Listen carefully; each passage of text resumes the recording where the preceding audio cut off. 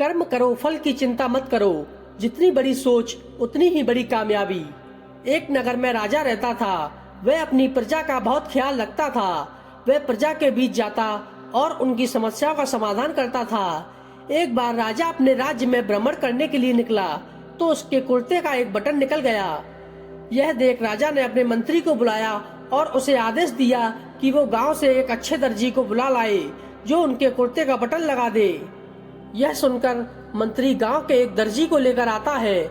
दर्जी की गांव में ही एक छोटी सी दुकान थी। राजा ने दर्जी से पूछा कि क्या वो उसके कुर्ते का बटन लगा सकता है। दर्जी ने कहा क्यों नहीं, और इतना कहते ही दर्जी ने अपने थैले से सुई और धागा निकाला और कुर्ते का बटन लगा दिया। राजा बेहद खुश हुआ और उससे पूछा कि तुम्हें इस काम के कितने पैसे चाहिए। दर्जी ने राजा से कहा कि इतने से काम के लिए मैं पैसे नहीं ले सकता।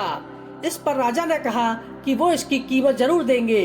अब दर्जी ने सोचा कि उसने तो बस धागा ही लगाया है तो उसके 2 रुपए मांग लेता हूँ। लेकिन दर्जी ने अपने मन में सोचा कि कहीं राजा यह न सोचे कि मैं इतने से काम के 2 रुपए लेता हूँ तो गांव वालों से कितने पैसे लेता होऊंगा। यह सब सोच समझकर दर्जी ने कहा कि वो अपनी इच्छा से जो भी देंगे वो उसे रख लेगा।